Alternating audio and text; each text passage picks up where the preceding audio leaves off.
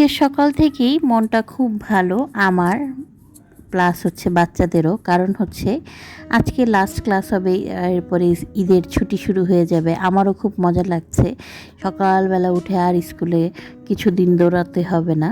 তো যাই হোক, নামিরকে স্কুলে নামিয়ে দিয়ে আমি আর নিয়াম যাচ্ছি নিয়ামের স্কুলে।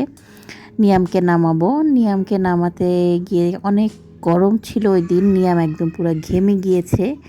তো ওর হাতে একটা বেলুন ছিল, বেলুনটা কোথায় পেয়ে থেকে জানি। যাই হোক, পরে নামিরকে আবার ছুটি হয়ে গিয়েছে, আনতে যাব। ও হচ্ছে গিয়ে খেলাধুলায় ব্যস্ত, খেয়াল করেনি।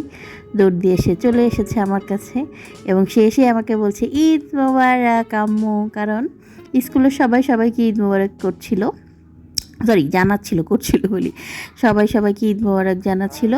সো ও আমাকে জানালো ওর পানির পটটা রাখতে হবে ব্যাগের মধ্যে, এটা নিয়ে একটু লাফালাফি। যাই হোক, এরপরে সে আমাকে বলতেছে যে আম্মু, আপনি না বলেছেন আমাকে একটা জাদু দেখাবেন।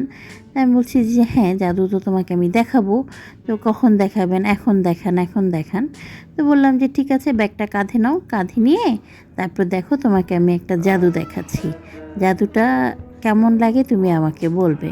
তো আমার মনে হয় আপনারাও একটু জাদুটা দেখেন। এই যে এখনই শুরু হয়ে যাবে, 1 2 3। নামির, কোথায় চলে আসলা তুমি? বললাম। হঠাৎ করে দেখি নিয়াম আসেনি, আবার নিয়ামের হাত ধরলাম।